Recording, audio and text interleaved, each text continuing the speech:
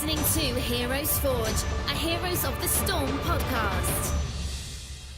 What's up, Forgers? Welcome to Season 2, Episode number 90 of Heroes Forge, a community-driven podcast all about Heroes of the Storm. As always, this podcast is brought to you by our outstanding supporters on patreon.com/HeroesForge. This is your show host, Jeff Reynolds, and I'm back with the co-host of the show, who this week is more awesome than the first day of fall. It's Kristen Ashton. Kristen, welcome back to the Forging Ring.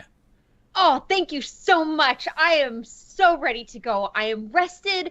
I am relaxed. I got to play a candlelight D&D campaign. I got to cruise on a ship that was 1/3 full, no lines for anything. More food, I think, than any of us could possibly eat. It was fantastic. So did you eat the other 2/3 worth of food that was on the ship for the people that didn't make it on the cruise? I tried my darndest, and I haven't looked at the scale yet to see what I put on while I was away. Hey, it's worth it. It is worth it, and it was a well-deserved vacation for you. You put out such great content on the web, and, you know, we all need a break. We all need a creative break. But tell me this. Were you out on the ship, standing on the top deck, looking out at the ocean and, you know, the miles of just endless possibilities out there and thinking, I could come up with some pretty heroic ideas out here? I could, and you wouldn't believe the heroic ideas that were come up with on this epic vacation with the expanse of the blue ocean and everything. Mostly because part of it was come up with, 2 weeks ago already, but was postponed because of some hijinks with the weather, Irma. Yeah, thanks, Irma.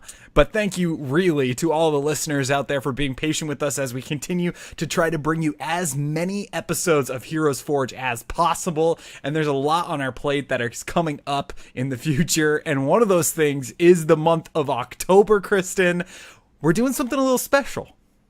We are going to celebrate this season because the seasons are great and they deserve to be celebrated. So October is going to be a Heroes Halloween here on Heroes Forge. And we're going to change up the, the equation a bit. Yeah, it's always fun to change the equation just a little bit. So the heroes that we're going to be forging during the month of October are going to be inspired by some of our most coveted Halloween, I don't want to say villains. Some of our most coveted Halloween characters out there.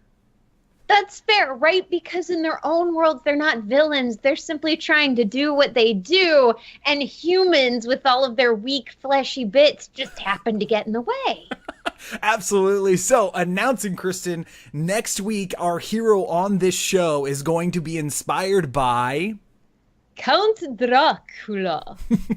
So that's right. So the way that we're going to think about all of this crazy stuff is who would Count Dracula want to see in the Nexus, right? So it's still going to be a Blizzard character that falls under one of these Blizzard umbrellas. So you're not going to lose out on any of that awesome stuff. But who? Who would it be? Who? We'll just have to find out next week. Exactly. If Count Dracula were a fanboy of Blizzard, how would we fit them into the universe kind of thing? Because they already have dibs on the Headless Horseman, right? That's right. So it'll be a super fun, crazy month. And who knows, maybe just like last year, it might end in costumes on the 29th of October. Who knows? Wink, wink, a little foreshadowing for you there. Foreshadowing even more here. Let's talk about what's coming to the Nexus, Kristen. I didn't get a chance to totally nerd out with you last week and talk about these changes that are coming with the new map and the new heroes. What are your thoughts? My thoughts is that Anna is going to be so much fun. She's incredibly active. However, her main skill shot there, the healing dart, is a skill shot. So it's going to take some practice, but it's going to be a lot of fun. And I love the idea that this biotic grenade can deal damage or it can heal based on what you need it to do. I love that duplicity. And it wasn't long ago that we talked about Ana on this show, where we forged kits off of what we thought it would be. And it looks like a lot of our predictions were right when it comes to her directly porting over. But I feel like with Junkrat, they're going to have to make some changes. I mean, I'm not sure how they're going to do all of that. And I can't wait to see how he's going to play over in a MOBA rather than a first-person shooter.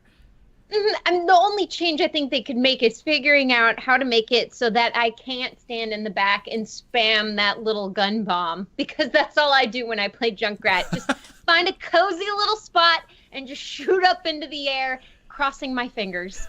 And I'm sure the tire will be just as annoying in the Nexus as it is in Overwatch. So here's hoping that it's just as annoying for our backline, Lieutenant Morales or whoever's back there when that tire revs up and you're just gonna take some serious damage. Speaking of, I mean, this has been an announcement for this game that is BlizzCon worthy. I would not have been disappointed if this huge Volskaya and everything came out at BlizzCon. That would have been awesome. So now we're kind of just, what the heck is going to happen at BlizzCon that is going to be that status? I mean, I'm scared. Yeah, you don't think it's going to be a second Deathwing now that Diva is the official first Deathwing in the Nexus? Gosh, I can only hope so. I mean, bring on all the Deathwings. Let's get a Deathwing skin for every hero in the game. I'm 100% behind that, because we already know the characters with the crusty outside with the glowing gooey red center. Those are the best skins for the heroes, and that's Deathwing.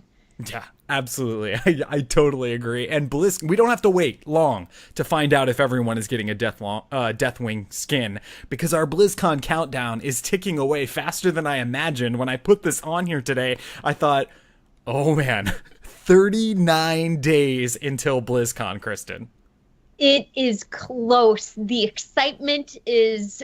You can feel the electricity in the air as this gets closer and closer and closer. This is what, 5 weeks? 6 weeks max? Oh, I'm so excited. And I'm also excited to announce that I'll be joining the World of Podcasts panel for Heroes of the Storm at the Con Before the Storm event that happens the evening before BlizzCon. You gotta be there. There's gonna be some crazy cool guests and some awesome panels for all of the Blizzard games. And this is a party that goes pretty much all night long and then straight into the Amove TV Frog Pants meetup that happens right after it.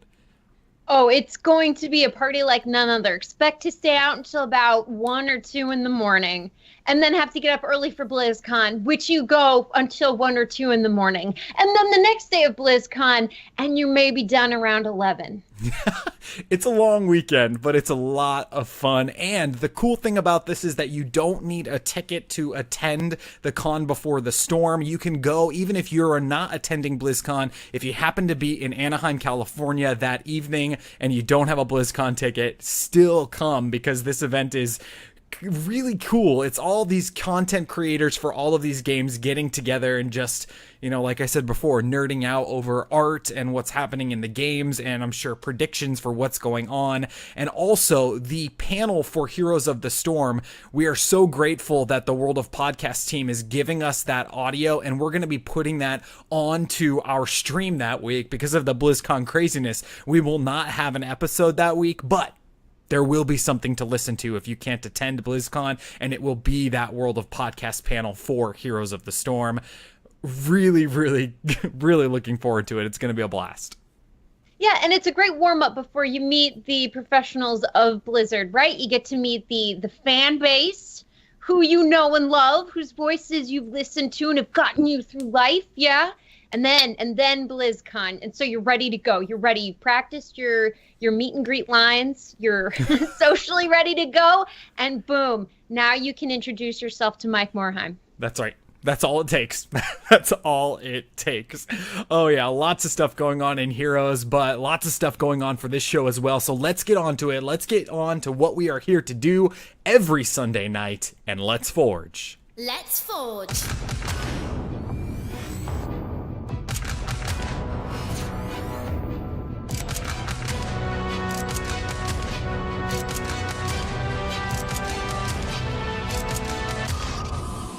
A huge thank you to TBK Zord for joining us as a special guest last week as we forged Gruul together while Kristen was on vacation.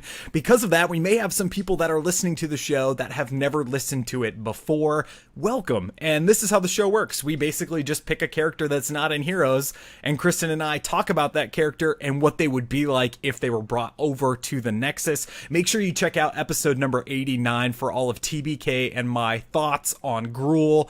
It was really fun, and it was very surprising that we had different builds from different time zones of Gruul, and it was a ton of fun. So check that out.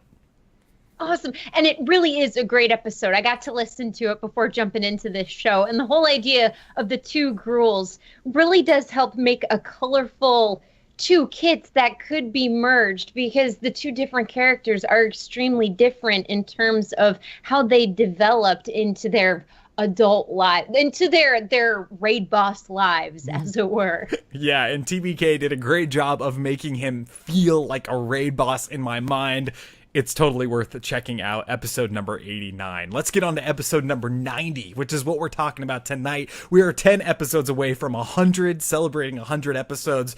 So these are only going to hype up each episode as we get closer to 100. And tonight is no different, Kristen. Who are we forging this evening on the show? Well, this evening we are taking on a Diablo character, because I love those Diablo characters, and it is the Fallen Shaman, but not in any specific role, right, Jeff? That's right. Kristen won the Twitter vote again, so she challenged us to make the Fallen Shaman a support character. Now, if you're familiar with the Fallen Shaman from Diablo, this is a challenge, and believe it or not, if you're familiar with Heroes, you already know the Fallen Shaman. That's true. He leads one of the camps on certain maps. I believe Battlefield of Eternity is one of them, and the Gates, the Guardians. I've been on vacation for 2 weeks. Oh, the other map? Battlefield of Eternity and... I have not been on vacation. That's my excuse for not knowing the name of the other map. But yeah, it's the camp where it has the one shaman, and the shaman has two little puppies. Yes, when you're taking the camp, take those puppies first, because they don't resummon until the camp itself has been taken. That's right. That's a PSA to everybody out there. Make sure you are taking the shaman down first. And so the first thing that you think of when you think of this character, the Fallen Shaman, especially when it comes to Diablo, is I really don't see that character as a support character if it was to come over to Heroes. No, not at all. And a big reason being he's a bad guy. He's a total baddie. He's a demon from hell. So how do you translate an evil healer into something that works? Because healing inherently is good, right? You give life back to that which was dying. But at the same time, maybe it's a neutral thing, because life and death, that's a balance. Hades is no more evil than Zeus is, just because he ushers the souls of the dead to their rightful place. Yeah, well said. And so this was a huge challenge. Let's give the listeners a little bit of a background on the Fallen Shaman and the shaman's place in Diablo. Can do. It is said that only the bravest, only the smartest fallen can attain the coveted training required to rise to the position of shaman. Casting balls of fire and resurrecting fallen, these stand-apart leaders are truly the heart and soul of their demon groups. That's right, heart and soul of a lot of torment for the players of Diablo. I can tell you, these characters in Diablo can be so annoying. They can, because so when you first come across the Fallen in Diablo 2, they're just guys. You kill them, they're dead for good. It's nice. But then you start advancing later on into the game, and suddenly when you kill a Fallen, he comes back to life, and you're going, what the heck is raising you back to life? And then you look a little further down if you've moved close enough to get this guy on screen, and it's a shaman with a giant stick doing that little caster noise, raising him back from the dead. So you have to push through this swarm of annoying little guys, kill him first, and then you can finally put the little dudes to rest. That's right. And I got it, Kristen. As we're sitting here and you're talking, I'm like, it's Infernal Shrines. That's the name. It is. It's Infernal Shrine. Thank you. Oh my gosh. It's all coming back. It's all coming, back to me now. Yes, Infernal Shrines in Battlefield of Eternity is where you can see these guys, the Fallen Shaman. But what if that was a playable support character in the game? Let's get on with it. And because Kristen won the Twitter vote, I have the pleasure of going first. So we always start with the role classification, but because this was a challenge forge, we're going with support. And that is, I mean, as you're saying what they do and they bring these guys back to life, I mean, you can definitely bend it to make it fit. You absolutely can. And I guess then the next stage of questioning, right? Because resurrecting, okay, fine, that's a support thing. Ariel does it, and if she does it, sure, why not? But I guess the next question then is, how do you keep it evil healing? You know, you keep it the flavor of this demon.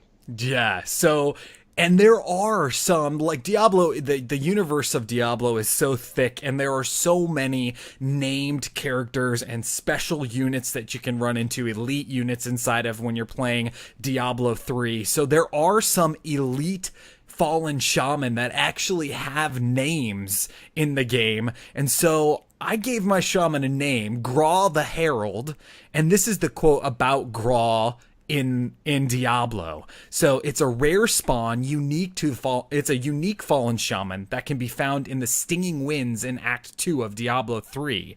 He's extremely low chance of spawning. In combat, he has the Electrified and Teleporter affixes. Upon death, he automatically spawns. Upon death, if he automatically spawns, then he is guaranteed to drop the Harvest Pennant, which is a visual update to your character, like a cosmetic update that you can wear if you happen to find Gras in Diablo. And that's too funny, because that's one of those guys you'd play Diablo again and again and again and again and again until you finally get them. Yeah, and you can play it tons of times. I read these forums where people have, tried to find Gras over and over and over again. So I thought, well, he's kind of infamous already. Let's bring him over to the Nexus with this trait called Harvest Pennant. So the long cold winter begins, but your hard work during the harvest will keep you alive. Hopefully. When Gras is defeated on the battlefield in the Nexus, he drops the Harvest Pennant. This pennant can be picked up by any friendly hero, and it grants them a percentage of leech to all of their attacks and abilities for a short amount of time. The percentage of the damage that they do to the enemy will be returned to them as health for as long as they hold this pennant. This can be talented into later in the game to allow Gras to drop the pennant without having to die. You could activate this trait and just drop it on the ground and somebody could pick it up. Oh, that's amazing. Could you do it so that there are numerous pennants, or is there only ever one pennant? I think there's only ever one pennant, and you drop it. If you've talented into it, somebody can pick it up, and they're gaining this leech ability, and then as soon as the timer runs out of that, then the pennant goes back to the Fallen Shaman, and he's able to, drop it again after that, or if he dies, it automatically drops. Interesting. So when he has it, he gets the leech ability? No, he doesn't have the leech. He doesn't have the visual of having this pennant on him, because it would kind of look like Samoro, right? I mean, Samoro, one of the Samoro skins has that, really huge pennant. And so this is the similar kind of look to it. So I wonder if this would even be a silhouette issue in the long run with the game, having multiple characters have these basically, samurai-looking pennants coming out of their back.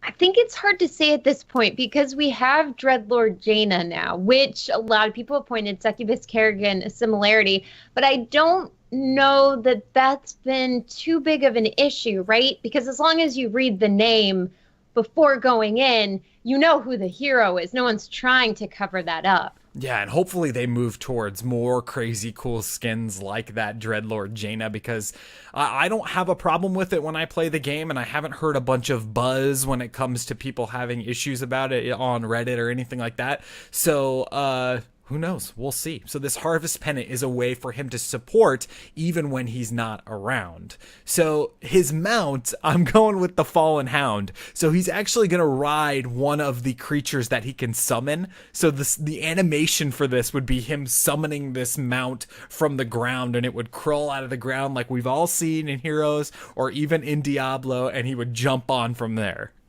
That's adorable. And I can only imagine the hound would be much bigger than it is right now. Would it have a collar with a name? Would each one have a different name? I mean, how into these puppies is the shaman? I think there needs to be about 300 different hounds, right? And they all have different names when you summon, and you just have to really zoom in to see which one you happen to be riding. Right, and eventually you can see when the poor Blizzard creators got to number 100, they started going like F2DO, F3DO, and it just goes on. On and on and on. Let's get into some basic abilities here. So the first one on this kit to go along with that trait is Fireball. And this is a Fallen Shaman specialty. This is all over Diablo, is that the Fallen Shaman have these fireballs that they use against you in that game. So in this game, the Q is one of the most iconic abilities the Fallen Shaman has in the Diablo universe that we're bringing over. The Fireball, this skill shot, it travels very slow, but if it connects with an enemy, it deals massive damage to the target and the targets around them. This is Graal's only damage dealing basic ability. So it works a lot like a Leeming Orb in my mind, but it doesn't grow as it goes further out. Interesting. So it doesn't matter at what distance it hits. It's going to do the same amount of damage, whether it's near or far, but you're thinking that speed. Yeah, so sort of that speed, maybe just a little bit slower than that even. So it's going to do a lot of damage because it's going to move super slow, but it is a skill shot. So you got to really combo wombo with some heroes that, you know, either on the enemy team have to stand still to do things, or, you know, a lot of CC on your team to make it happen. Certainly. And with this, what distance are you thinking? And are you picturing him as kind of a closer combat healer or more of a far backline type of guy?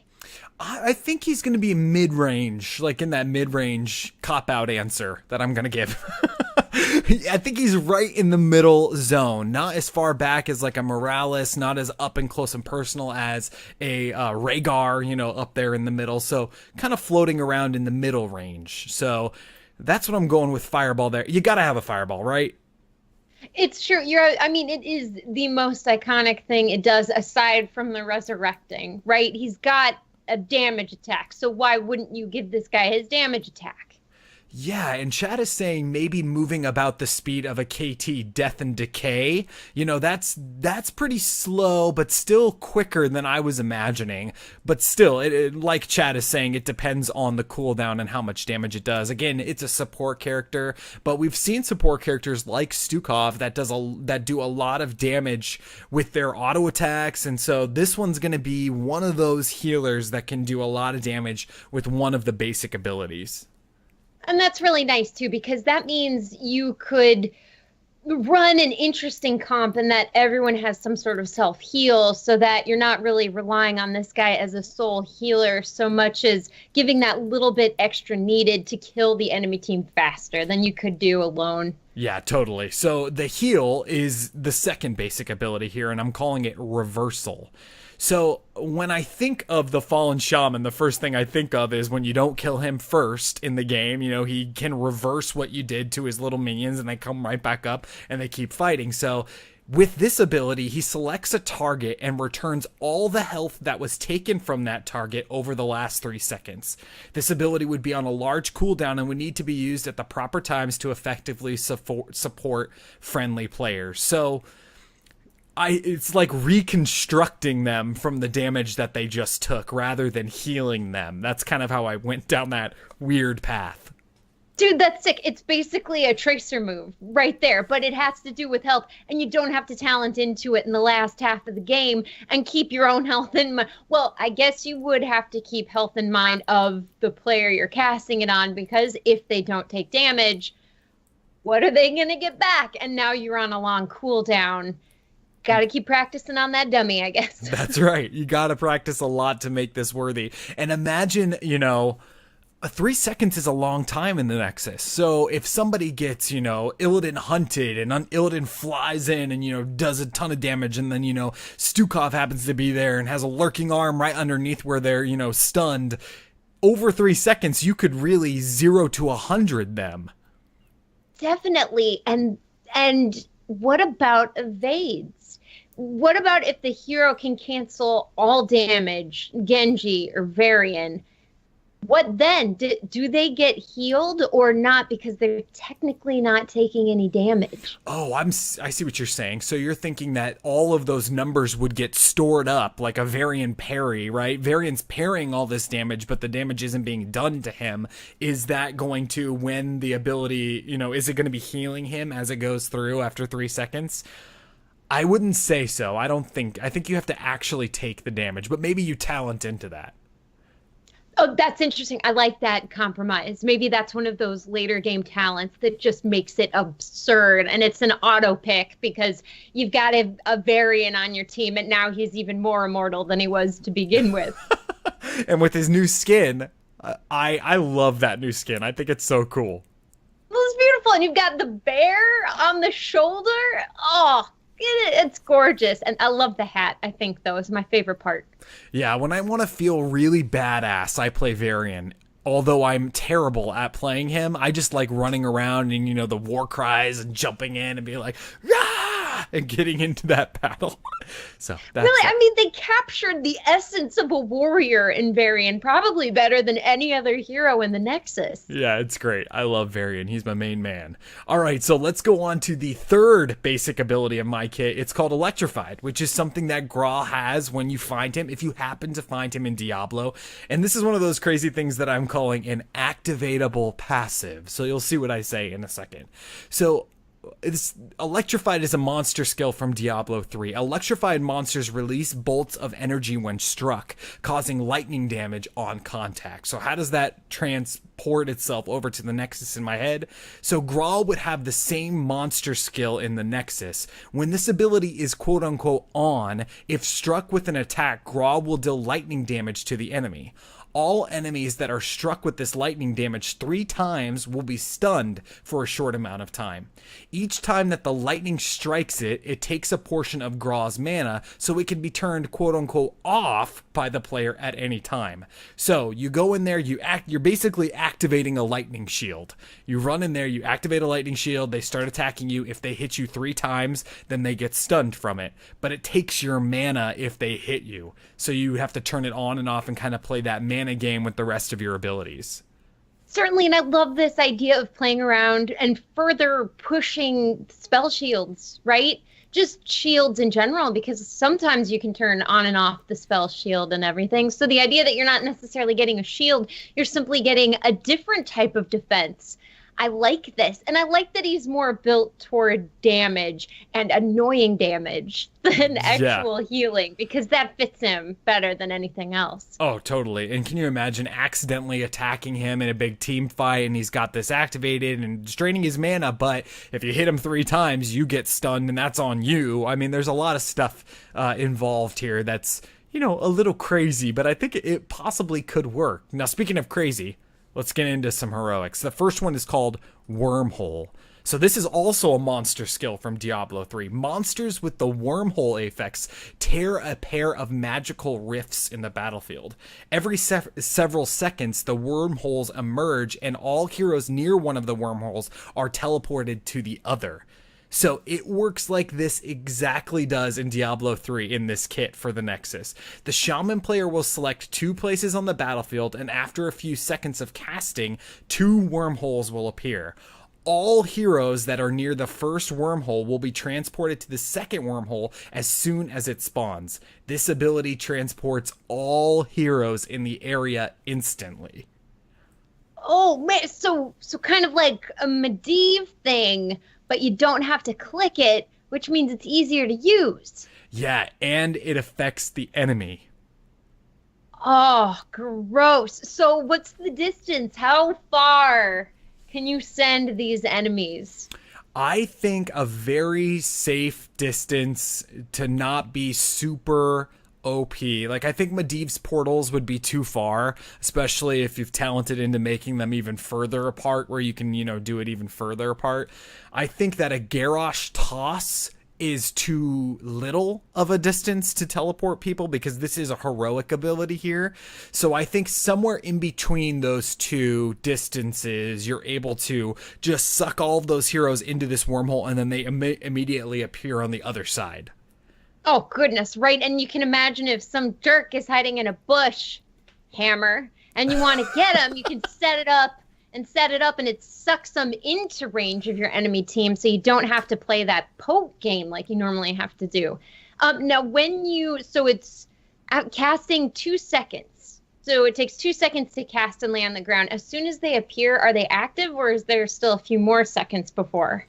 I think that I want this to just feel really fast. So the shaman comes out on the battlefield. You can see he's going to cast the wormhole. Maybe he's doing some crazy, black hole dance or something. And then all of a sudden, it just happens to be right next to you. And as soon as it appears next to you, it kind of maybe has one of those cool animations where, like a Jumanji game where people are getting sucked into it, like that sort of thing. It sucks you in, and then you appear on the other side of the wormhole. You don't know where it is. You don't know where you're going.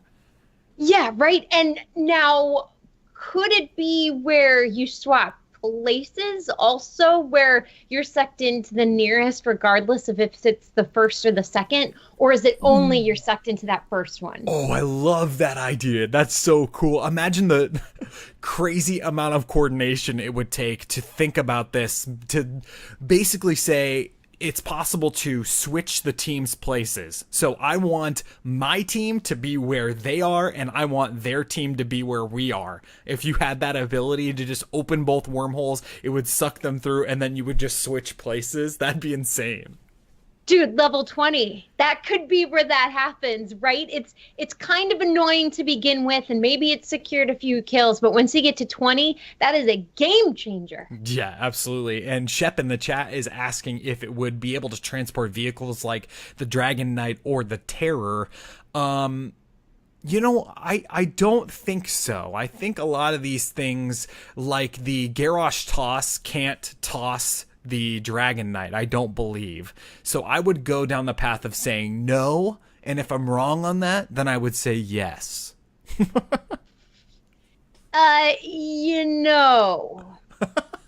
is my final answer. Maybe. A whole lot of cop-out answers. Let's go with the second heroic here. This one's called Grunts, because you need something called Grunts with the Fallen Shaman. So their most potent and hated ability is the resurrection of their dead grunts. So Gras can select a large AoE circle on the battlefield and resurrect all fallen heroes in the area as grunts to the battlefield. These grunts are controlled by the dead players and are able to deal damage to the enemy with basic attacks. The grunts last as long as the death timers of the heroes that were killed, or until they are eliminated by the enemy. Oh, that's adorable. So did they get new abilities? Well, they did. They have just basic attacks, right? So let's say you do 5, you get 4 of your friendlies are all taken out, but the enemy team's just so close to death. Gras the Fallen Shaman just does what he does best and resurrects everybody, but you're not coming back as Vala, you're not coming back as Jaina. You get to play a little grunt that runs around the battlefield like a little, basically it's kind of like a Zergling, right? But from Diablo, where you're just running around and you can jump onto people and, start just doing basic attacks. Exactly. You jump on them and you don't let go, and you just hack away while screaming Rakanishu, and you got it. Yeah. So what's the health pool of these little guys? Let's go with exactly whatever the health of the mercenary grunt would be during that portion of the game. That's a great answer. That includes scaling and all of that wonderful stuff. Would you get extra XP for killing one of these things? No, because you don't get extra XP from killing like Zul's skeletons. So Good point. I think that would be a hard no on that one. I think you just get straight up, you've already killed those heroes and now you got to deal with, the aftermath. Yeah, right. And I like the hard no as well, because no one would take this ability if you're just going to give 4 extra bonus XP points to the enemy team, right? It stinks when you're kind of forced to take a specific heroic because one is just so counterable. Yeah. And I think it would be really cool. And I do think that this is something that will come to the game at some point where you will be doing something while you're dead that has an effect on the game. We see it only with Leoric right now, where you're able to control something around the battlefield still, and it has an effect on the game. I think something like this is definitely incoming. Yeah, and it makes sense too, right? Because they're moving us closer and closer to even more team-based strategies, where the more you know who you're playing with, the better you can take advantage of what they're going to do, because they're going to do it. So it makes sense, right? We're far enough into the game where we have really strong, solid assassins, straight up warrior, straight up X, and now we're getting to see this rainbow of potential. Yeah, it's really exciting. It's a ton of fun. That is my kit for my Fallen Shaman that I'm remembering as we did this, 2 weeks ago, 3 weeks ago. And, basically just to sum it all up, it's the support character that's supporting you through that trait, the Harvest Pennant, but then being able to reverse the damage that's done to you over a certain amount of time, all the time, electrifying you if you attack it, fireballs are coming in, and then of course the 2 heroics, Wormhole and Grunts, which are just utility and game changing. It could be game changing. It could be, and you hope it is, right? Because nothing is more fun than trying to figure out that new meta, unless of course it's like a triple tank meta. I've seen double support like crazy again right now. You haven't been playing, but have you played over the last couple of days? What are you seeing in the game? No, last I saw, Tyrande was everywhere. Yeah, Tyrande is very prominent, and I've seen a ton of one of your favorites, Sonya. Oh, she's still in it? Mm-hmm. Yes, that always makes me happy. I feel Sonya is probably one of the top 2 strongest bruisers. And even with that mobility creep that's happened, she can still hold her own, provided you know what you're doing with her. Yeah, she's a ton of fun to play with. There's a lot of people out there have been playing that play Sonya. So, all right, that's my kit for the Fallen Shaman. Before we get over to Kristen's kit, we have some people that we need to thank that help make this show possible every single week, and that's our patrons. Again, they're at patreon.com/HeroesForge. Over there, you can check out different ways that you can help support this show and keep it going. It's always going to be here, and it's always free to everyone that listens to it, but these listeners that donate on patreon.com/HeroesForge really help us a whole bunch. So thank you everybody out there. Also, thank you everybody that's given us a 5-star review on iTunes. Those really help the show grow as well when people search for all the great Heroes of the Storm podcasts out there. Because of those 5-star reviews, we show up on that list. So thank you so much for everyone that's done that. And if you go over there and give us a 5-star review, we'll give you a shout out on the show right here at this spot. Make sure you leave your name and a little note, and we'll give you a shout out. All right, Kristen, let's get it going. What is your Fallen Shamans? Well, because we're going with support, right? We are. I didn't try to cheat anybody. I stuck with support. You didn't go, hey, Jeff, do a support. And then you're like, just kidding. I'm going to do an assassin. Yeah, I got to forging this thing, and it really kind of screamed assassin, so takesies backsies are allowed. What is your Fallen Shaman's name? Okay, my favorite Fallen Shaman is Bishibosh, because he was the one that first made me go, oh my gosh, Diablo 2, why are you doing this? And why do you say that? Why did Bishibosh give you such an eye-opening moment? Because Bishibosh not only rezzes little dudes, but he rezzed other shamans. So you get through, you bust down the plains wheat field that you're going through, and grass is flying, little ones are dying. You get to the shamans, you kill them, and then you turn around and they're up again, and you're going, what is going on? And then suddenly, hopefully you can see the color difference, because otherwise you're a little worse for wear. You see Bishibosh. And Bishibosh is the reaper of all of that havoc. He is the reaper of fun, the killer of souls, the taker of hope. That's right. So what is the trait for our friend Bishibosh here, the taker of hope? All right, Bishibosh, I'm going with something called Entourage. Bishibosh begins the game with 5 Fallen that follow him around the battlefield, attacking those he commands them to.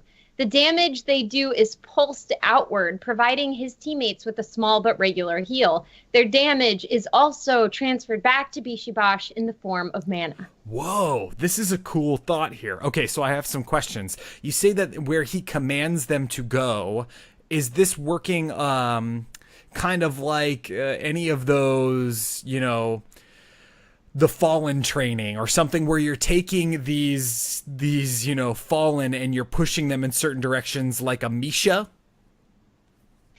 Yeah, kind of like that. And I know I always point to the Kerrigan Ultralisk or the Jaina Ice Elemental, but you've got that little target icon that appears when you float your mouse over an enemy hero, and that's kind of the feel I'm going for. Oh, that's so cool. So each time that they deal damage, they pulse, and that pulse heals nearby teammates. Exactly. And maybe because I wouldn't see it as a huge heal, just a little less than a Brightwing pulse heal, so nothing significant, but enough to keep people in it for a bit longer. So maybe because of that, you could heal minions in the lane as well. Oh, that's great. I think it's so cool. So they have to be within a certain range to get the heal from this. Correct. And Bishibosh has to be within a certain range of them to get the mana regen. Yes, yeah, he would certainly need to be. I can't imagine he would be far away and able to do it, because even the res capability, it wasn't map wide. It did have a certain range to it. Oh, that is so cool. I can't wait to see how you build on top of this. How is he going to mount up and ride around the battlefield? Well, this one, he's going to ride on what I'm calling the Fallen Totem, and his little Fallen Rakanishu screaming dudes are going to jump on each other's shoulders, and he's going to jump on top of it, and it's going to precariously tilt around as they run him around the battlefield. So this is a 3 stack of what we look at like a treasure goblin, these tiny little legs that are running underneath, but you're stacking 3 of these guys up and then he's on the top. Exactly. And kind of like one of those card toppers with the spring that lets it wave around all crazy. It would look just like that. That is so great. I mean, do you have a custom animation in your mind on how he chooses to mount up on these 3 guys? Are they like boosting each other up to kind of like get on each other's shoulders or what? Oh, maybe what could be fun is like the first one runs under his legs and gets him secure, and then the second one under that one's legs, and then it goes up a little higher, and then the third one under the second one, and so that the mounting animation is them literally mounting up. It's great. I love it. As always, very creative. What's your first basic ability? The first one is called Res Fallen. When either one of his Fallen dies, and I should say when any of his Fallen die, Bishibosh can cast this to resurrect the corpses of the Fallen. Hold on, I've written a weird sentence here. Okay. So, vacation, I'm telling you. It's been a bit, right? This is my second pass. We're good. Okay, so the Fallen die. He can use this to res the Fallen that have died. He can use it on one, or he can save it to use it on multiple. So this is what will keep the little guys in the heat of battle, even though they're not going to have significant levels of health. Totally makes sense. So does he target an area to res all of the Fallen that have died in that area, or does he basically do his Fallen Shaman thing and just, raise his arms up and any Fallen that have died, no matter where they are in the battlefield, come back to life? Let's say it's an area that centers on him. Oh, cool. so that anything around him that he's close enough to reach reses. So he couldn't be in the bottom lane, lose a couple fallen, go to the mid lane, lose a couple more, res all of them, because how would the middle guys get back up to where he's at? Exactly. And in that case, you're just going to leave your dead little ones, and it's going to take longer, but they will respawn and you will get your numbers back. However, of course, the res is the much faster. Come on, guys, let's go. Oh, chat has a great idea. A talented version of this might be able to bring back minions, too, that have died in that area. I like that idea a lot. And maybe too, the minions, they'd have the little horns of the fallen, but they'd be wearing the armor and stuff. They'd be holding the scrolls. So there'd be little ways to differentiate when you've got a minion fallen versus a fallen. Oh, heck yeah. I love that idea. Great idea. What's your second basic ability? The second one is called Feed Hero. With a wave of his staff, the mana he was receiving from the fallen damage to the enemies is now sent to a target-friendly hero in the form of health. Okay, so this is an additional health spell here, because they're already getting the healing from the fallen that are fighting and they're pulsing. But also he can say, I don't need the mana anymore at this point. I want to give it to health to somebody else instead.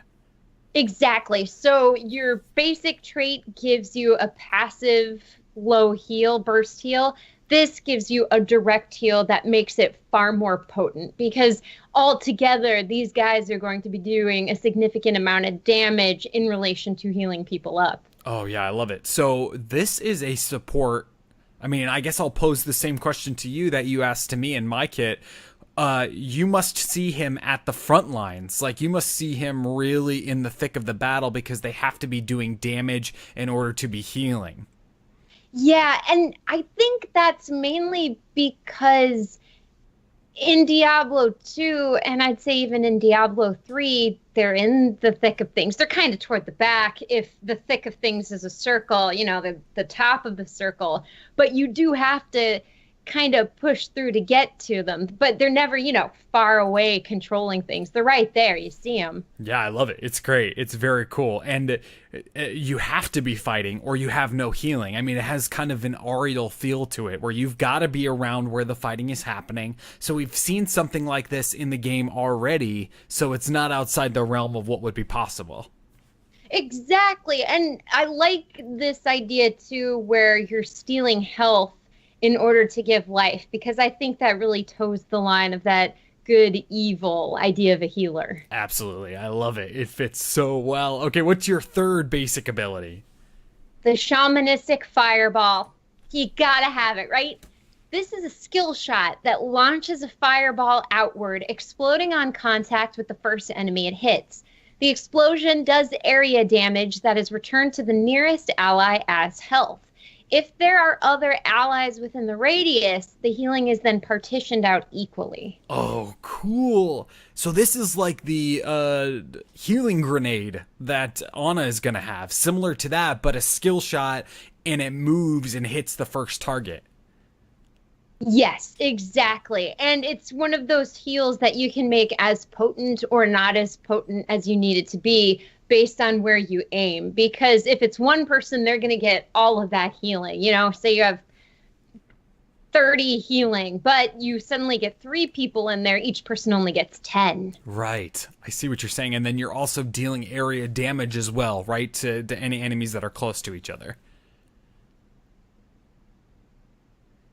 Any of the guys that are, you know, getting hit by that fireball are going to take damage in that area too.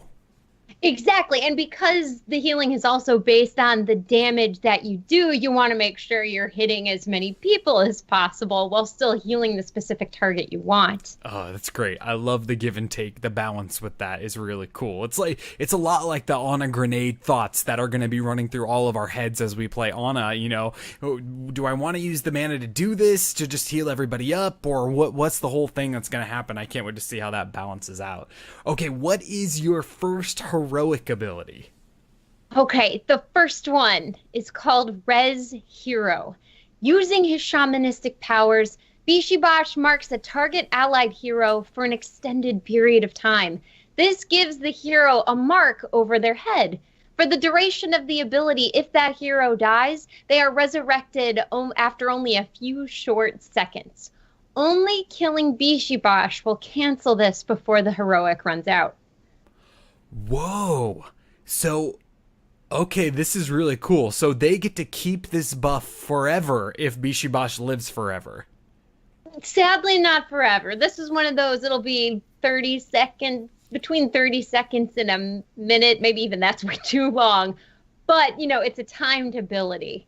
But it can be canceled early if you kill Bishibosh before this time expires. Oh, this is neat. This is like an amped up version of Divine Palm, right? I mean, because are you imagining that there is a second, so they die, they have this on them, is there a second for them to like be reconstructed and come back from the grave? Absolutely. The animation from Diablo 2, the exact same pixels and everything. It's great. The sound is the same. You do the little wand wave, and it's great. And suddenly you're Li Ming. She's in the thick of it. She doesn't care. She'll just come back. I love it. I think it's so cool. So, I mean, as an enemy hero, there's no way for you to counteract this other than killing Bishibosh, which is way different than Divine Palm, right? Everybody stop attacking Divine Palm. But you can't really do that with this. You have to attack Bishibosh instead. Exactly. So this really gets you thinking, who do you attack first of all, or do you run away? Can you kill everybody on Bishibosh's team and then kind of take down the one who's now lost the buff? Will the buff person go in ham and then just keep dying and give stupid amounts of XP to the enemy team? It's crazy. It's crazy cool. Okay, what's your second heroic? The second one is called the Coldest Plains. Bishibosh summons forth 3 other Fallen Shaman that each come with their own set of Fallen that they themselves are responsible for rezzing. Bishibosh, though, he can't target the Fallen of his brethren. No. He can target his brethren directly, allowing him to res the summoned shamans that fall to enemy blows. Okay, this is exactly what you were talking about before, how annoying it was to have to know which one was actually Bishibosh here, and you're giving that gift to the enemy team. Here on HeroesForge, we like to imagine the most annoying fights you could ever have. And this right here is one of them, especially if maybe they're all the same hue. Yeah, what if they were all the same hue? Maybe that was something you talented into, where you could make them all look exactly like Bishibosh, and then you're just, basically more annoyed than you actually are with Samuro. Right, and then level 20, they're all named Bishibosh when you click on them, but only one of them is correct. So it's like Sammy if Sammy had little minions. Oh, I love it. The only thing that would make me more frustrated is Sammy with minions. Well, there we go. Your dreams have been answered with Bishibosh, the Fallen Shaman. This is cool. So the shaman that he reses, he's still continuing to do his normal deal, right? He's still got his little grunts that he's controlling, and he's, rezzing himself, but he's also got to focus on these other ones. So it's a lot going on, which I think makes it, believe it or not, in my mind, that makes it more balanced because it's harder to control when you've got more going on. That's fair, right? Because a lot of this, you're going to have to choose the shaman to res. It's not like you just have a button that's res shaman and you get to spam it for the entirety of this heroic. Yeah. So in the chaos, you may have made it harder for yourself. Yeah, but you're dishing out some serious damage, and you're filling up the battlefield with a ton more heroes or a ton more damage out there to be done. Exactly. And if you summon any more, you may actually summon Rakanishu himself. Oh, and what would happen then? You don't want to know is what I've heard. But of course, that's the rumors when they say it's a level 50 and you're only a level 20. That's right. Don't go wandering in that cave over there. Yeah, you don't want to go down that cave, no. That's a bad cave, you hear? Rakanishu is in that cave. So speaking of, how do you sum this whole kit up? What do you think? I thought it would be funny if I called it the Staff of Rakanishu. But I'll be here all week, folks. See you later. Oh, that is great. Kristen, this kit is so cool. I love the idea of being able to control a group of followers and bring them back to life. And then the coolest idea, I think, in your whole kit is the mount.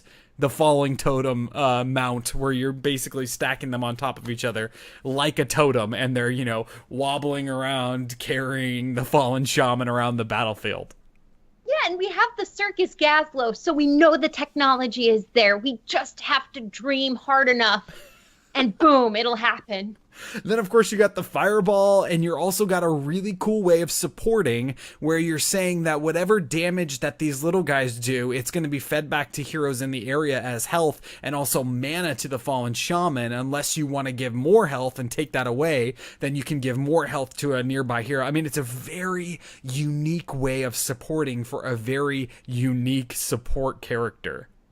Oh, thanks. And I always wonder, too, building something that's evil but is doing good stuff, what characters in the Nexus would accept such healing? Or what characters would shun it? I can assume Uther as a paladin would be unable to accept this healing. Just flat out, right? Yeah. That's a really good question. Like, all the heroes are running through my head. Of course, all of the ones that we think are good would probably be like, what the heck is going on here? Where people like Kel'Thuzad would be like, heck yeah, let's do it. That's a good point. And of course, maybe the skins effect, right? Because I don't think Jaina herself would necessarily accept this kind of evil healing, but Dreadlord Jaina probably would. Oh, yeah, and the voice lines would be crazy. I wonder how much, this is a total tangent, but I wonder how much Blizzard is like, okay, we're going to bring Dreadlord Jaina into the game, and we're going to pre-record all of her interactions with the next 50 characters that are coming out, so that when they come out, we don't have to bring that voice actor back into the studio and be like, okay, we got a new character coming out, it's Kel'Thuzad, so you have to say all the lines like Dreadlord Jaina again. I wonder if all that stuff's kind of just sitting on the back burner waiting until those heroes are created. That is a cool question. You'd have to assume they have at least a year or two ready to go in production, and they simply call them in to record a host of lines that may or may not ever get published. Yeah, I wonder if there is a Chromie voice line out there that's like, oh, I'm so happy there's another dragon in this game. There would have to be, right? But if it's Deathwing, maybe she's upset about it, right? Yeah, I thought it was going to be a different dragon. Maybe she'd say that. Mm-hmm. And then it's like, maybe if I rewind time some more. It's great. It's great. 2 awesome kits, but before we can call them forged, we got to get on with the best part here. It's become my favorite part. It is the specialty skins and dance moves for these characters. Let's start with Kristen's specialty skin for her fallen shaman. Let's hear it. Okay, I'm calling this one Kiss the Shaman. Grilling up something delicious for his fave 5, the Kiss the Shaman skin comes with a giant spatula that shoots grease fires, a magic apron, and a necklace made of plastic forks. And the real comment about this skin is, why not? They did it with Soldier 76, and that plays into the Dad 76, but I couldn't think of it. It's a giant spatula, and you'd have grease fires, which you couldn't put out, so that would automatically add damage to his kit. Absolutely. Yeah, right. And then, the thing around his neck, it could be teeth, but I love the idea that he collects plastic utensils and pierces little holes in them, and he strings them around his neck, and he's got to change them out every so often because they are plastic and break. Chat saying that it goes along with chef stitches as well. So it's the starting of Bobby Flay's 5-man heroes team. Right, and now we need to do the little camera picture of the really forced smile with all of the weird cooking utensils. And is that human meat? We don't know. Iron Chef, Heroes of the Storm version. That's the next event coming. That's the BlizzCon release. We're now bringing you Iron Chef, Heroes of the Storm. Totally, as long as it's a picture of Varian biting into the pepper, I'm good. Absolutely. And then he just turns to the camera right after, and he's got that long black hair, just like the host of Iron Chef had. Oh, totally great. My specialty skin is called Mountain Rescue Squad. So if you know, the Fallen Shaman's got a staff. So this shaman with this skin on would be complete with a first aid pack, a hiking stick, and a pack with a tent and other useful mountain rescue items. Dude, that's perfect. That's so perfect. Because then you don't have to change the stick, and the stick is what's so iconic. And then instead of the Fallen Hound, you can have a big old slobbery St. Bernard. Yeah. Yeah, so we're taking it the opposite direction here, where we're going, maybe he's like a nice guy, and he wants to rescue people from the mountains of doom. Right, but like most mountain men, he creeps people out because he's been away from society for so long. He smells more like nature than he does fake perfumes. Absolutely. God, one can only hope so. I think one can only hope so. So dance moves here. My dance move for the normal Fallen Shaman will be a pole dancing Fallen Shaman, where he uses his staff to do some of the pole dancing moves. Well, it's great, right? And if Jaina were there, would they have a little dance off? Would they dance together, right? Because Dreadlord Jaina does the little pole dance. Yeah, maybe they would have. I haven't seen that. That dance move. But yeah, maybe they would have like a. I would assume that they're not friends, any of them. I mean, I'm sure the Fallen Shaman's not friends with a lot of people. Maybe Diablo, but so it would be like a dance off competition, and the Fallen Shaman would win. Please, yes, Dreadlord Jaina, we know she has her fan base, but I want to hear y'all who are fans of Gras, because I'd be right there in the front row. He wouldn't want ones, but U.S. currency has no place How in the about Nexus. human teeth? There we go, for his necklace. For his necklace. Just pulling him out, tossing him on stage. Over, Gras. And maybe you'd be like, fallen teeth was a bad choice. But what's your dance move? And then they released the dentist Gras later. Oh, I love it. Dentist Gras. What's your dance move? I was thinking he'd do a little square dance. He would lead his fallen in a rousy square dance as they do-si-do. And since there are 5, he would team up with one of the fallen, so everyone has a partner. Oh, how kind of him. He didn't want to leave anybody out. No, you know, Bishibash cares. That's why he keeps rezzing them, right? He keeps rezzing the same ones. He doesn't summon new ones. He gives life to his little dudes. If we gave creative titles to each one of the episodes of our show, this show would be called Bishibash Cares. Oh, well, that's the foundation he runs in hell. Bishibash Cares, where you have little soul homes for all of the demons that pass on. Yeah, donate your unused appendages to Bishibash Cares. Right? Feed a fallen today. With that, we need to stop this and say that this hero is officially forged.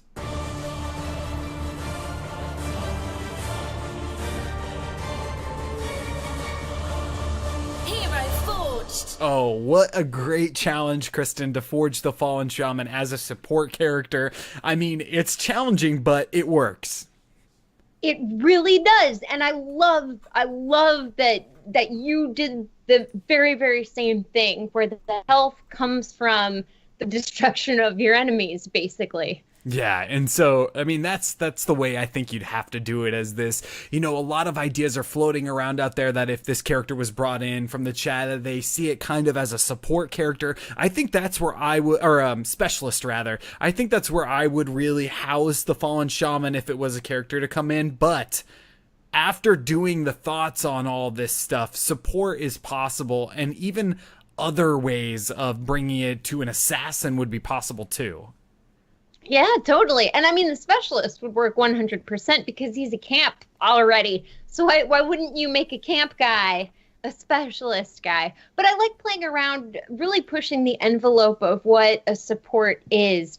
Because, of course, you know, supports aren't that numerous in the game. And I love discovering that basically anything could be a support if you work it hard enough. Yeah, I totally agree with you. I think that is something that is really fun on this show to do, is to challenge ourselves to create a character.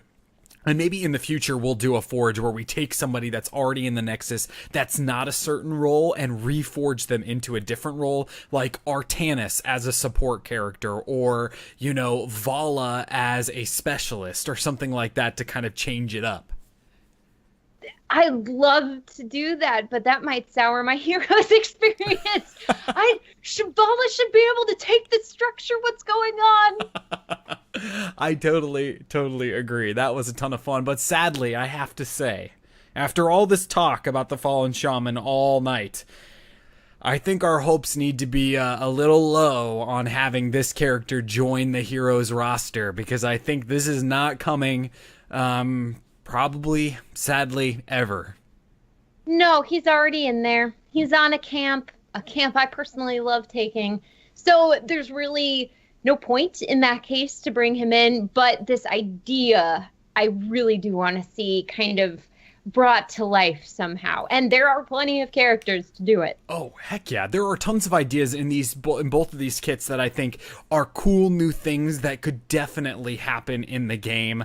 Maybe on different characters, because the Fallen Shaman's just already in there. I mean, you can already greet up with the Fallen Shaman today.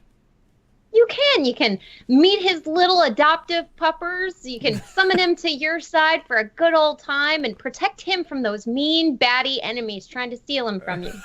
That's right, because he is nice in the end, and just remember, he does care. All right, Kristen, we're going to call the show there, but before we do, where can people find you and all the awesome stuff that you do on the interwebs? People can find me at Dream Destroyer, that is DRMDESTRYR, over at Twitch, Twitter, YouTube, and Instagram. Have the streams started back up? Are you back in normal action after vacation, and what are you working on? They have indeed started back up with a few bumps. You know, vacation leads to some standstills for a bit, but mainly Dark Souls 2 weekday mornings, and it's taken 2 days to kind of warm up back into it because it's rough, but we're in the DLC areas and we're slowly pushing to that end game. Oh, very, very, very fun. Sounds awesome. I need to get on Divinity 2 because that looks like a game that would be a ton of fun to play. I've been hearing incredible things about it, and in fact, my loving spouse is playing it right now, so I may not see him the rest of the night. I think someday that will be a similar situation for me, where I just get right into that game and never ever leave it. It's going to be hours and hours and hours and hours. If you're looking for me, though, when I'm not playing any game like that, I'll be right here on HeroesForge. Every Sunday night we record this show live on twitch.tv/Amove TV, because we are part of the Amove TV podcast and entertainment network. For more great esports and video game podcasts, you must check out Amove.tv. Also, there'll be an Amove TV meetup at BlizzCon, so if you are an avid Amove listener like myself, listen to all of those shows for more information on where, when, how, why, and who. Well, we know why, right, Kristen? Because we love heroes. That's right, we do. We'll be there at that meetup. If you're looking for more Heroes Forge, you can check out our website, which is heroesforge.club. Over there, we have the 89 other heroes and kits that we forged for this game. Check them all out. Some of the heroes are actually in the game already when we talked about them years ago, which is crazy to think about. If you have an idea that you'd like to submit to see on the show, you can do that in a bunch of different ways. You can follow us on Twitter at Forge Heroes. You can send us an email, contactheroesforge@gmail.com, or on our website, which again is heroesforge.club. There is a contact tab that you can click that and send us your ideas. Each month we do a featured Forger episode where we take ideas that were sent to us from the community and we build on that. This month we had TBK featured as that featured forger, but we're rolling forward with more featured forgers as we go month by month by month. Also, a huge thank you again to all of our patrons over at patreon.com/heroesforge. Head over there to see different ways you can support the show. And again, a thank you to everybody that hangs out in the chat week after week after week.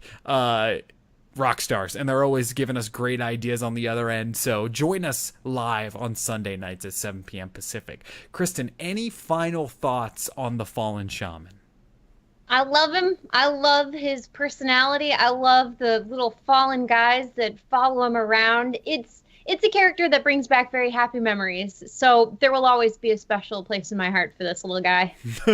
Absolutely. I agree. And the good thing is he's in the game already, so we don't have to wait long to hang out with the Fallen Shaman. And hopefully some of these ideas that we've talked about this evening get implemented into other heroes that are coming to the game. Hopefully, right? Because it's not that these are specifically for the Fallen Shaman, like with other heroes we've discussed, where there are clear things they need to have to be implemented. These builds could easily be applied to probably most any other demons from the Diablo universe. Oh, heck yeah. We need more demons. We need more Diablo characters in this game. I'm crossing my fingers that maybe something will be coming soon, but I think there's more Warcraft on the way now. Well, it's the biggest one, right, percentage-wise. So as long as they keep the percentages equal, right, the percentage of Warcraft characters in comparison to Overwatch, Diablo, StarCraft, as long as they keep those, I think it's good. Yeah, and I will lose my mind the day that they bring one of these new Hearthstone characters into the game we know nothing about, but they're a brand new character, one from the new cinematic. They just bring them into Heroes of the Storm. Can you imagine? I'm imagining BlizzCon is what I'm doing. Oh, there's so much to talk about. All right, enjoy the games out there. Make sure that you send us your thoughts, and don't forget to vote on Twitter for which one of these two kits you think won the evening. Also, don't forget to listen next week as we bring Dracula's thoughts to our Halloween-inspired HeroesForge episodes all month of October. Thank you so much for listening, and we'll catch you all in the real world.